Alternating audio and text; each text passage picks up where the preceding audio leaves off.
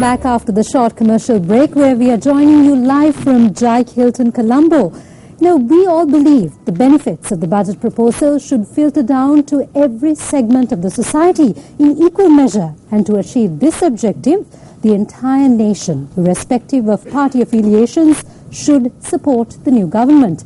And now we turn to a key highlight of today's program, an open forum, the Q&A session, where some of these areas of concern and key issues could be addressed. So the first question we'll take from the floor, and we have the gentleman over there. If you don't mind, please introduce yourself and then direct the question to whomever you would please. Honorable Minister, my name is Masood. I'm former chairman at ICC and Monopoly Commission Pakistan and Patriot of Pakistan Customs, Excises and Safety.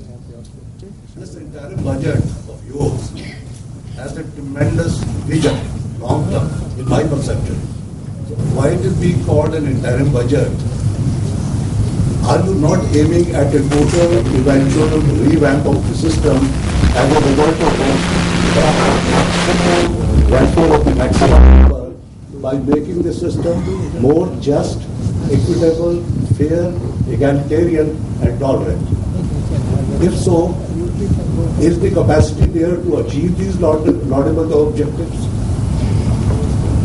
Thank you. The words that have been used, each journalist uses a different word. It is a budget that has been implemented.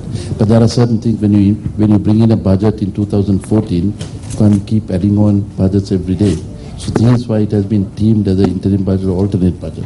But certainly those will be incorporated in the next one, where you'll have a full-fledged budget when it comes out. So it's only nomenclature. Don't worry about that. My name is Parakrama. Mr. Minister, looking at the numbers, it is clear that you have inherited a budget where the recurrent expenditure is virtually on par with revenue. The recurrent expenditure is virtually on par with revenue. And the debt servicing bill is also around 70% of the revenue. So how do you propose to move forward? Parakrama, the revenue is 1,532 if I'm not wrong. The debt servicing is 848 in capital and 428 in interest payments, makes it almost about 1,300. So it's about 82% of revenue. The situation, the recurrent cost as opposed to capital cost that you were saying. We have a total cost is 3,520. Now, what we have basically done is reduce certain unwanted capital costs and brought down the recurrent cost, which in the short run that we feel is unwarranted again, and brought in a revenue that will help to buffer, because you could see our achievements of budgets in the previous years has been always 85 to 86%. So we did not want to just go in empty, because we need to be financially responsible. That was one of the questions that introduced asked. So we, at this particular moment, are getting the numbers together. But what we have presented to you as a budget deficit will certainly be the actual situation that is given to you all. So my answer to you is that the revenues at this particular moment are still very dodgy, but we'll certainly ensure that the additional revenues that we have brought into the system will help us to overcome any shortages that would be. So revenue area is pretty clear. Now the debt servicing will certainly be the most serious one of them all, because you would see we have even added on all the loans that have been taken, the interest rates that are there, and our first attempt would be try to take off the high-end interest, high-end loans that we have taken, high-interest loans that are there with a cheaper rate, and help to consolidate it before too long. Does that answer your question, Parakrama? Or was I... Like me on the recurrent expenditure, vis-a-vis the revenue. Yeah. I mean, Ravi just mentioned, I mean, it's more realistic. Ravi says we have a revenue deficit of 20 billion. Because like he said, for the last so many years, or like Arjuna said, for the last so many years, we've only seen 85% of the revenue. The others just disappeared. And so I think this is a more realistic one. Every year we've been proposing forecasting a revenue surplus in the recent past, but we haven't been able to achieve it. So that's the reality. And we couldn't play around too much with the recurrent area because those are committed costs already. So if we try to mess around with that, I'm sure Mr. Kumarasamy and all would have been more jittery. So what we did was we just scraped the unwanted ones that we were able to transparently see. Yes, please. Mr. Minister, my name is Steve. I belong to a dirty profession called journalism. Nobody likes us. And I have to pose one or two questions. I hope you will be able to answer them. Question number one, as Dr. Indrajit Kumarasamy quite rightly said, there's been no production in this country. And based on that minus quantum, how have you been able to bridge this wonderful gap in giving us quite substantial assistance? That's question number one. And if I might pose the other question to the Governor of the Central Bank. You said that the taxes are extremely complicating. It is quite correct. And also that Mr. Shah also said that the private sector is quite straight. Now, according to the Commissioner of Inland Revenue, only 150,000 people in this country are paying taxes. So the rest are all complete rogues. They're not paying taxes. So is that right or is it wrong?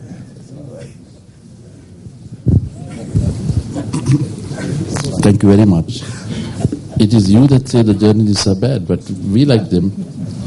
So the question that you asked is certainly we have added on roughly about 230 billion rupees to the cost.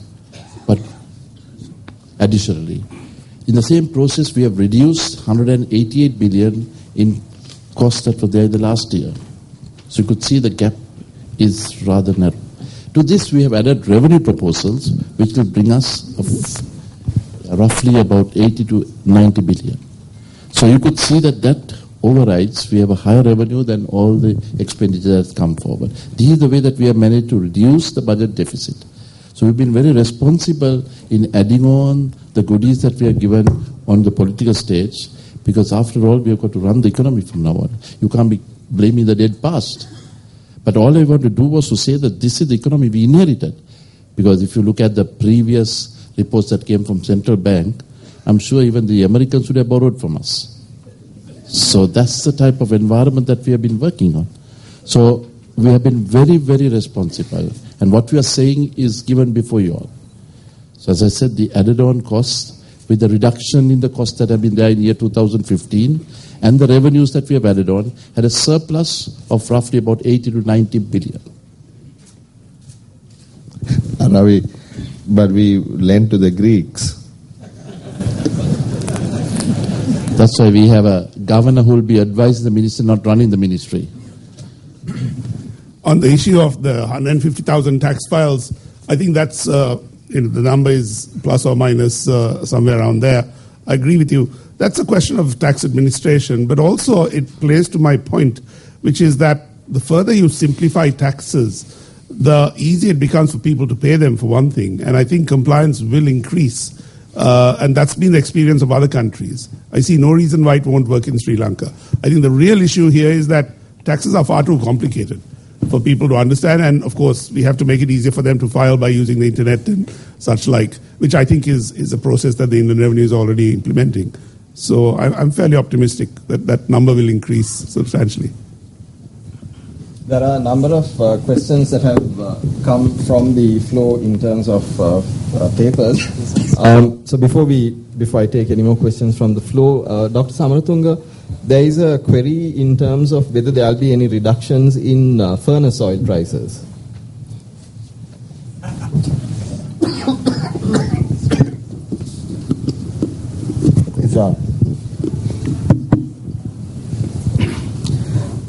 As you all know that the petroleum prices have come down drastically, roughly by 60% from the mid-June, and government has taken steps to bring down the all relevant prices of all important prices at this stage. But at the same time, the concerns have been expressed with regard to furnace oil prices as well.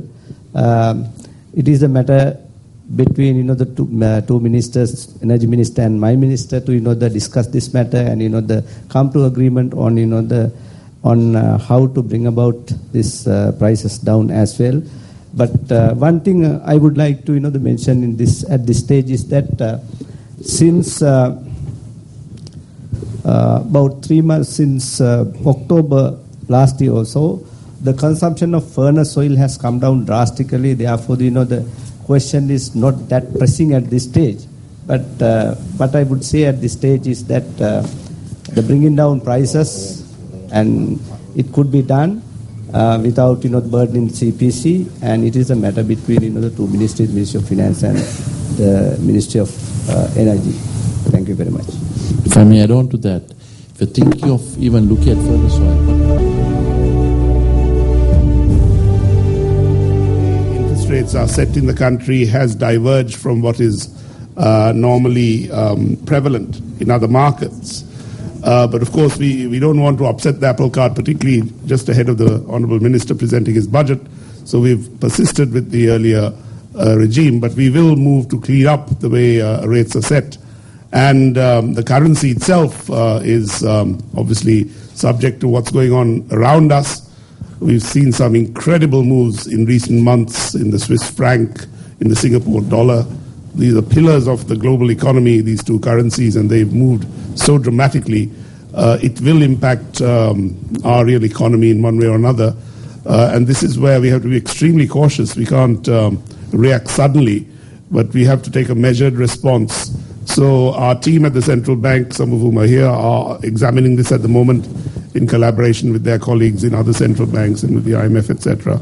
And we will come out with pronouncements on how we see things moving. But again, we want to first of all emphasize stability. Stabilization is our first priority. We don't want to upset the markets. And remember, we have a huge flow of remittances from our expat Sri Lankans overseas, which has helped this economy for several decades and continues to do so.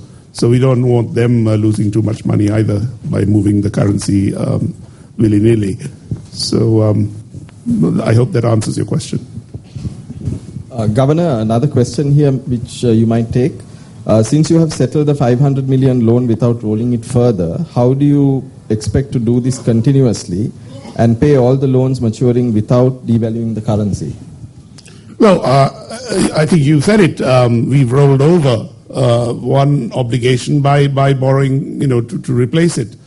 So the idea is we don't increase the net stock of debt, which has already been, taken up by our creditors.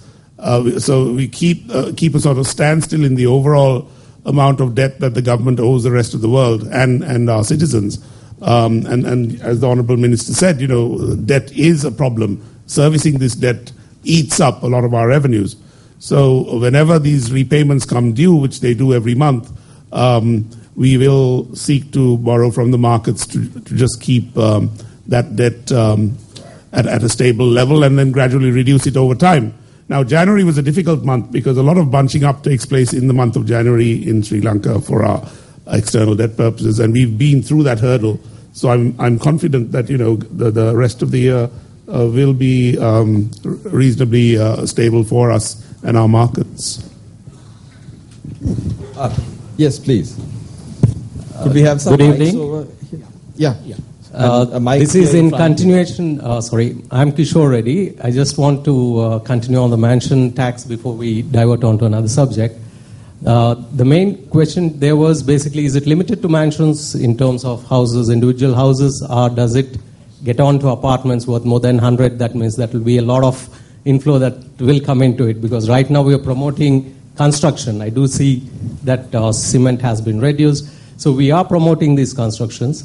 And apartments that are worth more than 100 million will be invested by foreigners or Sri Lankans living abroad, bringing in a lot of foreign currency as well. And we would be probably the only country. Short, none of them will get affected. So apartments won't get affected. No. And what happens? Except penthouses, that may be. Right. In terms of size or in terms of value? I mean that 5,000 square feet, don't worry about that. We may have to do some correction on that area. Okay. So let us say this is not a purity tax. It's ill-gotten gains that will be collected.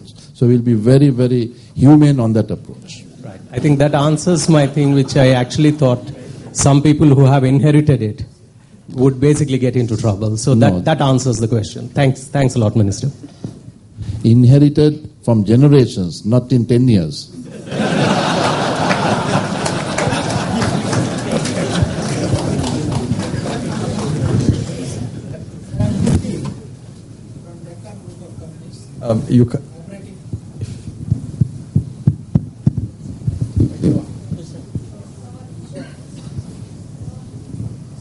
Yeah, please go ahead.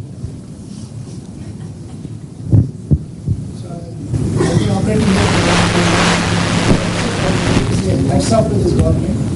After seeing very there in our country, I'm Indian, having a resident visa, they are operating in the country. After that, it is speed, 20 days studying, implementing, and acting. Generally cannot happen in any country. Therefore, I am giving this because it is a poor budget. We have always been watching in India about these poor schemes and all that. Now I have seen a ray of hope for the poor here in this country. Otherwise, I have been watching when we pay salaries to these people. What is the salary structure here? How these people live? And I have been generously giving them no doubt. But country should do. Now this is the first time I have seen country has started giving money and profit. Now coming to my subject, I observed that 8.10, only 10 million.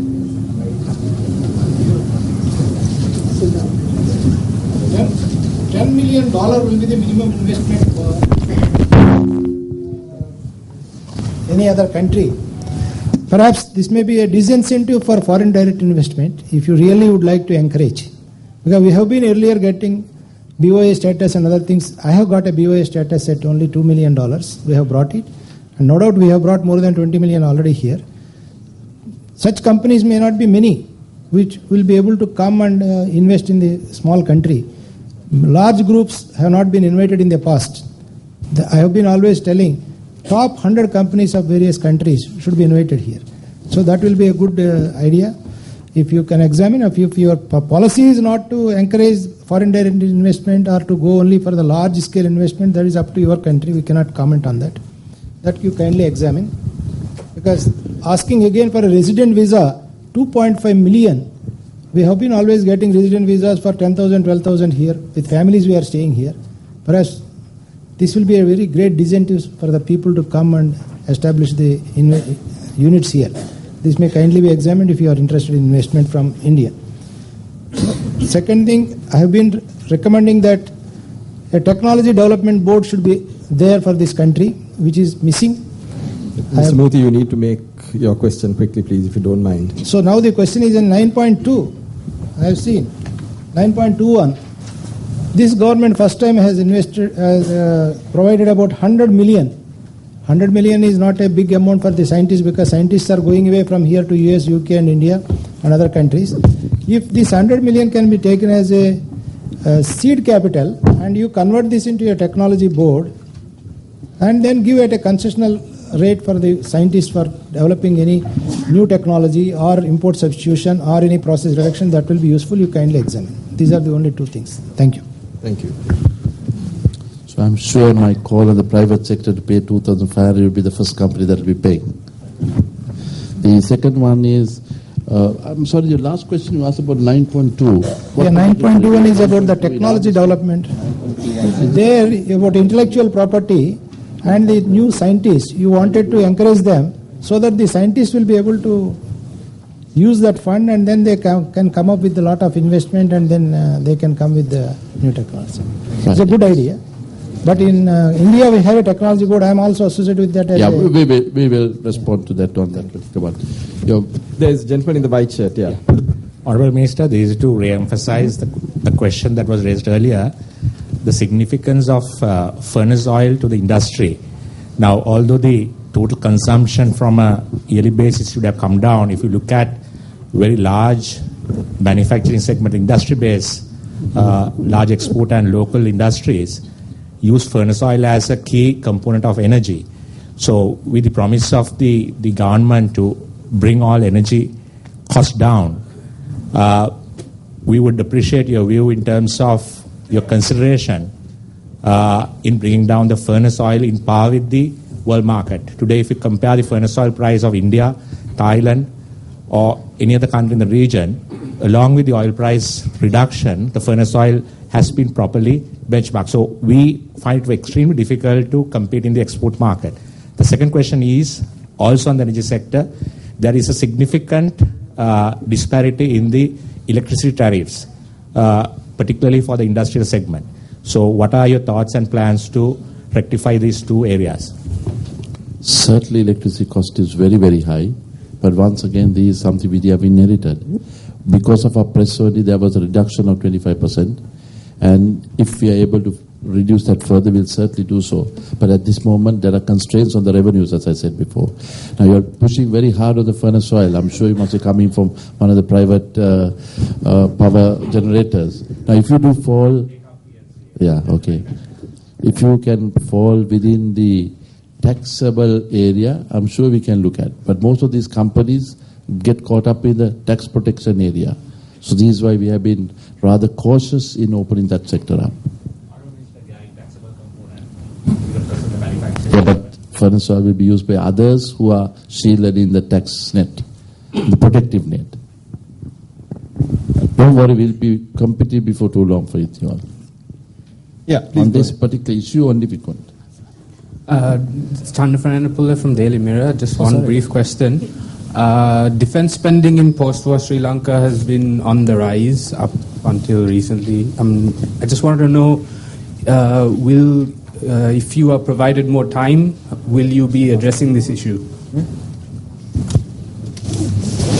Sorry, your question, well, can you repeat that again, please? And I don't...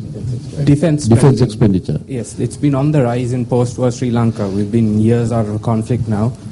And I just want to know, if you are given more time, will you look at this area, and is it possible that you can reduce that spending? On the run-up to the election, you would see that we faced a huge situation whether we are going to reduce defence expenditure. That's why we have not reduced a single cent on what we inherited. If you look at 2008, the total budget for defence expenditure was 155 billion. The next year, 2009, it was 168 billion. After the winning of the war, it has gone up to almost 290 billion. So we just don't understand what this defence expenditure is. But if we reduced in this particular moment, they would have said that we are playing around with national security. Certainly the question is yes. Once we have taken the government over, and when we show that there's stability, we will ensure that this unwarranted expenditure, after the National Security Council gives us the approval, we'll certainly bring it into better use. Yeah, please go. Airplane design engineer. Two-part question. One on the subject of aviation. Can we please sell Sri Lankan Airlines and take all those people who work there to become foreign income earners? Because the aviation industry is really looking for people. And if the president wants a plane, we can, I'm sure, get him a leased plane. That's the first part of the aviation question. Second, can we promote Mattala as a spaceport for Virgin Galactic and other people who can certainly use that, because we're very close to the equator? Final one has to do with the fact that as a royalist, I feel this deep sense of shame every time I go to Tripoli Market to see Dharmarajan, Harsha Subhasinghe, who is the CEO of Codegen, funding a electric supercar led by a Thomian project manager. So can you please do something with the royalists to get going to invest and do something like what this Dharmarajan from Kandy is doing? The Sri Lankan Airlines area, certainly try to bring it into able to have a going concern concept, first of all. Second, yes, certainly, Mattala now it is committed cost we've got to look at as to how we're going to make it commercial. And certainly we can look at the Houston, Texas cemetery to be brought over to Mattal if possible. So they come and park all the aircrafts here. Dr. De Silva, two questions to you. In the proposed budget, infrastructure investment is substantially reduced to accommodate concessions. Will this affect long-term growth? That is the first question. The second one, what will government do with the stakes held in private banks? First question is, the development is going to continue. It's just that we don't need to spend so much to build what we are building. People like Amal Kumar Age, they're not politicians, independent people, professors who understand the subject thoroughly, have showed this country that you don't really have to spend the amounts that have been budgeted and spent to get the infrastructure going. So perhaps I think we can do more roads with lesser amount spent on them. So my answer to that question is, just because we cut costs, expenditure in infrastructure, that is not going to mean it's going to be less roads or less ports. That's the first one. The second one is, this is a complex question.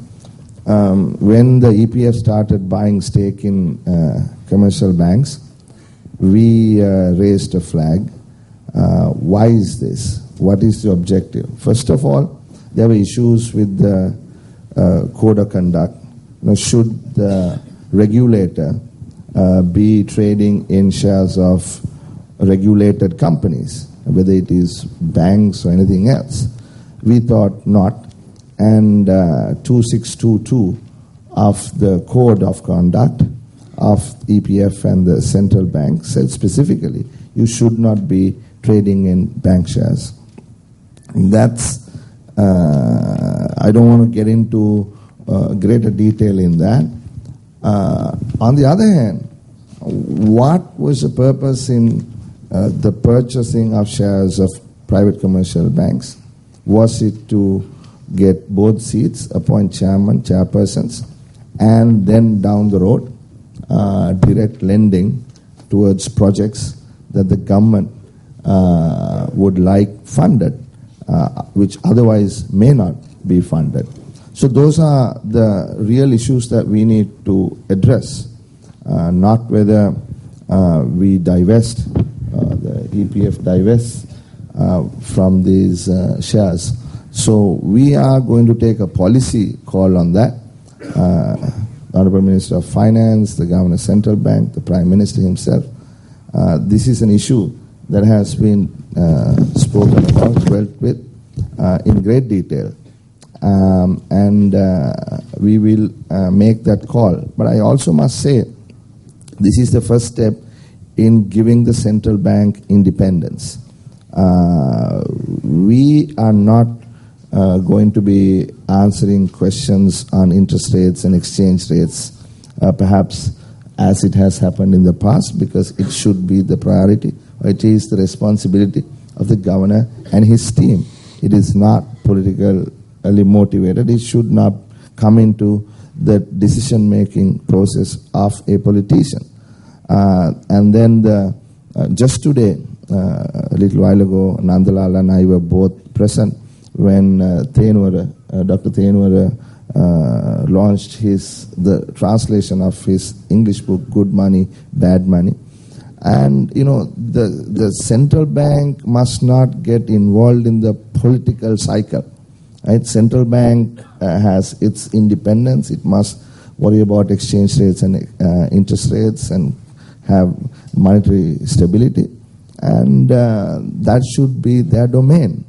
So Vijay Vardhana was also there, and he said, look, there is a draft act to give more independence to the central bank. So let them have that. And in the long term, what the role of the pension funds are and how they will be managed must be looked at, because the objectives of these funds must really be met. So that's a complex question that we will deal with over a period of time. And we'll have answers, Ravi, hopefully, when we present the next budget. But let me answer another question to that, because Mr. Indrajit Kumarasamy asked that. State-owned enterprises will not be privatized. But certainly, the efficient management, private sector management will be infused. Because that was one major political problem that was there. And I'd like to get that very clear, because that's the national government that we are in. We'll certainly bring in the private sector spirit. No state-owned enterprise will be running at a loss in the next 2 years. Everything will be converted into able to make money. Otherwise, that institution can close up. Not that it will be privatized. Ravi, I have a question for you. Now we're going to have to deal with the insurance listing of insurance companies. So Sri Lanka Insurance and the other state-owned enterprises. So that's the matter. We'll take it up. That we have to deal on with the basis of a cabinet decision. That was what will be pursued. So I want to get that very clear. But efficiency will be much greater than some of the things that have been privatized in the past, which we have absolutely earned a very raw name.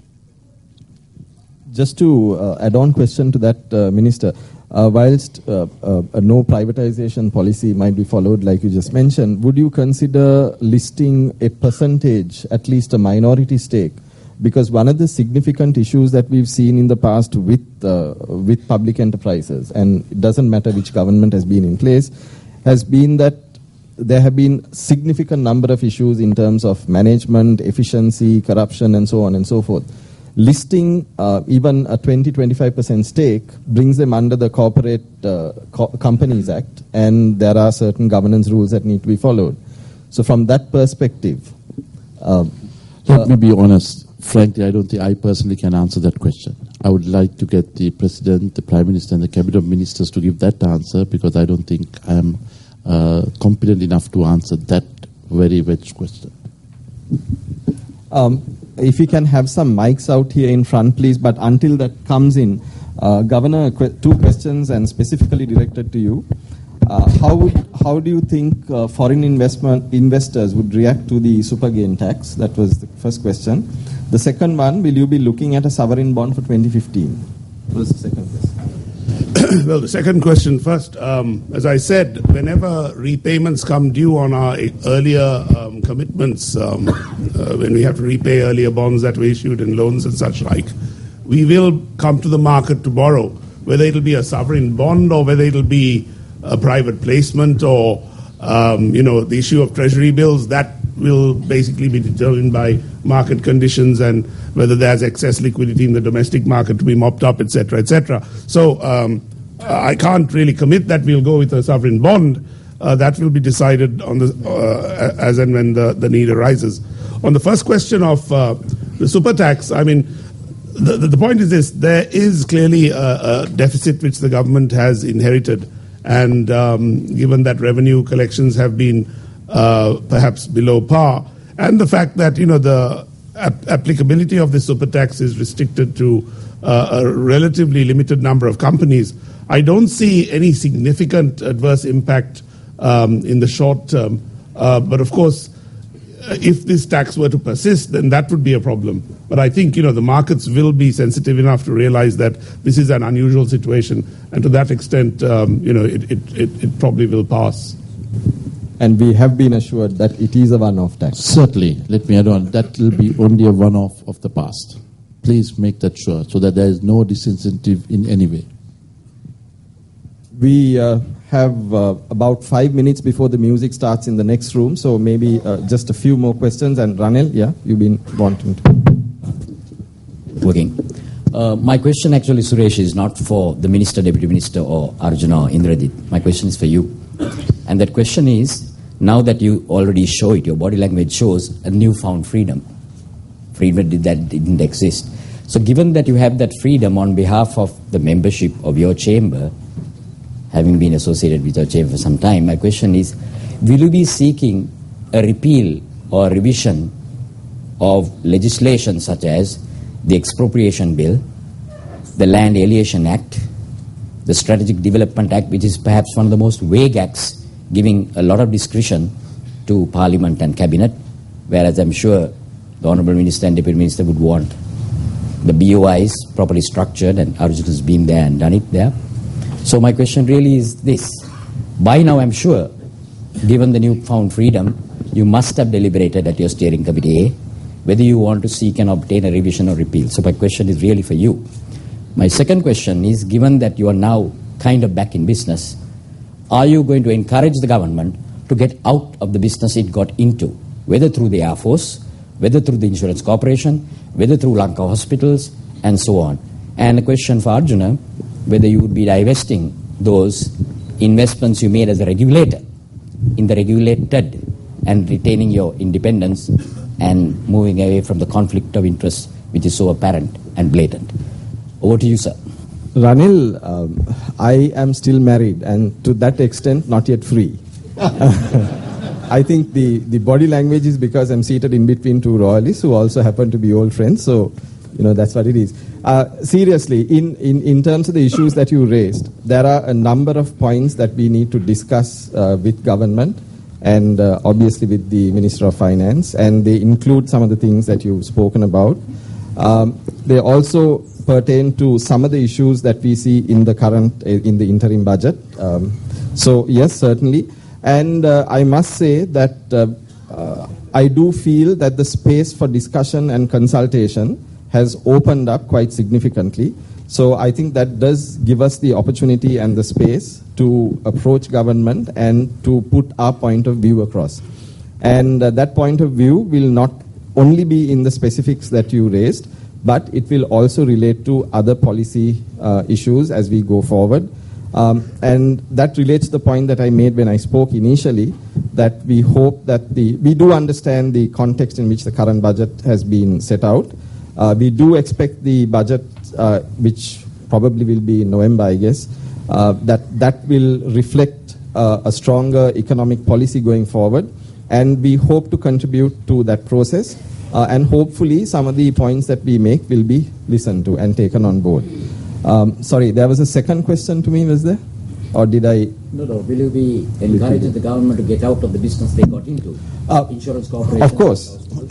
We, as a private sector trade chamber, we believe very strongly that the business of business should remain with business. And government should keep to the regulatory side, setting the framework, the policy, and so on and so forth. And so my question to the Minister in terms of the stakes in the state-owned enterprises was in a sense related to that as well. So yes, of course, Ceylon Chamber has always maintained that business should remain in the hands of business. I think that was a question to... on the issue of the bank shares, I mean, the simple answer is it's not simply about the regulator buying shares, which obviously, created problems and wasn't the way it should have been done.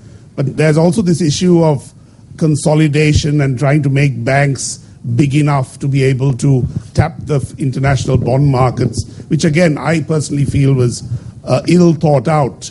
Even if you merge these banks, they're not going to be big enough to make an impact on international bond markets, in my view. I'd rather merge the Bank of Ceylon and the NSB rather than these small private banks. But that's my personal view, speaking for myself. So all these things, I think, have to be thought out properly. Now that the government holds these shares, which it shouldn't have in the first place, I agree with you. But unraveling that is, I think, has to involve institutions like the SEC. Now that Mr. Tilak Karunaratne is in the saddle, I'm sure he'll do an excellent job in terms of unraveling whatever stuff went on behind the scenes there. And, all that has to impact this process of then unwinding these positions. So I wouldn't want to sort of jump the gun and then divest these immediately, though it is desirable, as you say, because I think we have to have more liquidity in the public markets for these bank shares and indeed all the other shares which have been acquired by the government through the EPF in the last few years. Thank you. So I'll take two more questions before we wind up. Yes? Yeah, I'm Nahil Vijay Surya. Taking off from what Arjuna was saying about simplifying matters, on the import side, where the import duties and cess are concerned, a quick glance I did this afternoon shows something like 200 billion of import duties and cess. Now, if that can be obtained via a simple process of taxing something easy to monitor and difficult to smuggle, like petroleum, about a 20% increase in the duties of petroleum should cover that revenue. And then you can make the whole country duty-free.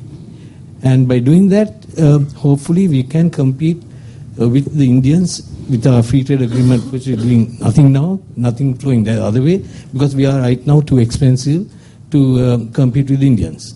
Whether that's something worth giving a try. Point taken. I mean, we're definitely exploring, various options with several experts from the IMF, etc. I won't want to sort of say that that's the only option that's available. But I think the concept of simplification has been around with us from the time Mr. Paskalingam and Indrajit, were running the finance ministry. But somehow we've never been able to get there, and this is a bit frustrating. But I'm sure the Honourable Minister has the political clout now to do this, and society has matured in the meantime. We are no longer bound to the IMF and the World Bank's dictates. Now we are truly a market economy. We borrow in the markets, and I think that's really where the change is going to come. The fact that we have analysts all over the place who look at these numbers and can make opinions matter. That's where I am optimistic that the Honourable Minister and his team will be able to achieve that change, which has eluded us, frankly, for so long. Nile, I take it in good spirit. You know what we tried to do with Satosa in 2002, 2004? You were at the helm. But what did it do? End of the day, we only earned a raw name, right? Which was the best thing that we had got to do. 98% of the people don't accept what you and I would think so. So we were elected by those 98%. And we need to ensure that they have confidence in us before we go forward in these type of things. So certainly simplification is a requirement. But if you go to tax petroleum at the expense of some others, it's going to be a political dynamite. So we have got to look at those people who voted us. Yeah. The businessman will be out in Hong Kong. That's on the one side. That's on the one side, but on the other side, everything else will get cheaper. I take it in the correct spirit.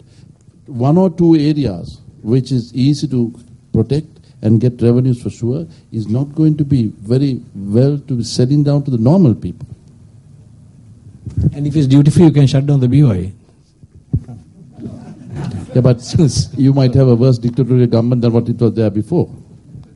Those people have confidence in certain ways, and I guess we also have, as politicians, got to change with the aspirations of the voters of this country. We were very pro-businessman party, and end of the day, we were the businessmen.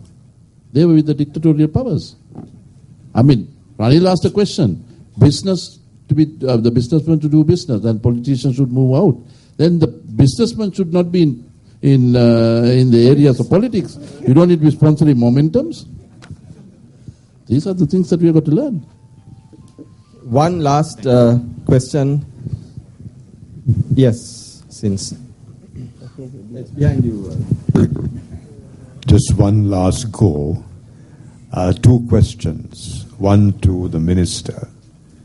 How and when are you going to get people to come back and start investing in this country? That is not very clear on what this document is.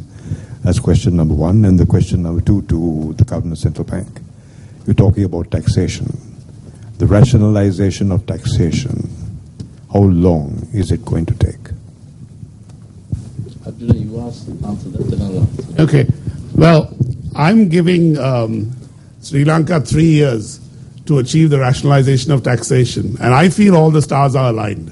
I think if in this audience alone, we agree that we need to simplify our taxes, that's half the battle won, right? And the Honourable Minister is from the private sector. He's a chartered accountant. He knows it better than anybody who conceivably, has run the finance ministry before. The practical implications of this whole process. And, very, very importantly, and he has the political, the intuition to be able to sell this to the country. That is the critical thing, which we didn't have in the past. When Mr. Paskalingam, when Indrajit were there, we didn't have finance ministers who could sell these concepts in the practical down-to-earth sense that our Honourable Minister can do so, and Harsha and Iran and everybody else who's involved in the economic process. So this is a dream team that we have on the political side who's driving the economy. And I think I'm optimistic it will happen. So journalists asked the first question, you ended the question as well. My question there was, my answer to your question was January 9, 2015. From the day Mr. Maithripala Sirisena got elected, we think that we got to have a reverse flight. All the people who went out of the country, we're going to call them in. That was one of the reasons why we call upon all Sri Lankans living overseas to come and contribute $25,000. That will help us to bring $10 billion. And if this cannot be done, I don't think there are real Sri Lankans overseas. And our feeling is that there will be a much bigger call on that. So January 9th was the day, that's January 8th for the election, 9th for the call, and that was the day we thought it will move forward. So please assist us in doing so. Let's get Sri Lanka back into good order. And the private sector question that you asked, please ensure we are very conscious that we don't want in any way create any distraction to the investments. All what we want to do is, there are certain good things the last regime did. Just because they're out of government doesn't mean that you've got to sweep all of them. There are certain good things we'll certainly take on board and get this country moving in a robust manner. As Indrajit said, there's a entitlement mentality, astrological mentality. All of this must change. All right? That feel-good factor must come in. Thank God for there was an astrological mentality that helped us to reduce it 2 years earlier. So I guess this perception needs to change, and I guess that's what the President, the Prime Minister, and our Cabinet and the rest of the team will be doing this, instilling that confidence into you, that you have made the right decision, even if you have not done so, that you will be joining forward in the next couple of days. There's the mentality that these are 100-day government. Far from it. Together we'll ensure that the future is bright for all of us. God bless Sri Lanka. So ladies and gentlemen, within a 100-day program, we've had a budget which has been presented in 20 days. The budget fundamentally has aimed to meet some of the expectations of the population in general, and I think that has been achieved. Yes, it has come at a expense to a few of us, but I think in the broader scope of things, and on the basis that this is relatively short term and that we need to move forward, look forward to a sound economic policy going forward, I think it is something that we can accept. I think the most significant change that I have experienced in this very short period of time is the willingness on the part of the administration to consult and to listen. And we sincerely hope that that process continues in the longer term. The Ceylon Chamber, Mr. Minister, the Ceylon Chamber always believes that it is a partner of government in doing the right things for Sri Lanka, and we hope to support you in every endeavor that you take that adds to the country and to the people of Sri Lanka. On one issue, I know there has been a lot of things said about corruption, so on and so forth, and the private sector's involvement in it. I would like to propose at this point to the Minister that there is a joint team of public sector and private sector that comes together to work on a mechanism whereby we can eliminate corruption, or at least reduce it very, very significantly. Forward, every one of us in the private sector can compete on the basis of what we know rather than on the basis of whom we know. So, I know you want to say something, so... So that's it from me, and Ravi wants to have the last word. So once he finishes, we will break up for cocktails. So thank you very much for being here. No, I thank Suresh very much for that last call. We will ensure that we have a once a month interaction between the minister, the ministries, Harsha, the governor and the secretary, and ensure that you are able to have your voice there. And that will certainly be able to cleanse the society. Our job in the ministry is not to reduce corruption, but to eliminate corruption. And your call on that is very appreciative. So let's take that on, the first meeting being the first week of March. Let us specify the day from now on. Thank you. And I Thank you, call Mr. upon Minister. the other chambers as well, because when I was Trade Minister 2002 to 2004, I wanted the chambers to work together. But at the end of the day, they were competing one another for ex officio positions rather than anything else. So please, it's a clarion call on all the chambers. Get involved, and we'll have once a month session where we'll have a multi-ministerial meeting to overcome the problems that are there. We are a learning government. We don't want to say we know it all. Please help us to make a better Sri Lanka. Thank you. Thank you very much, and thank you to Minister Ravi and Minister Harsha, Governor Arjuna.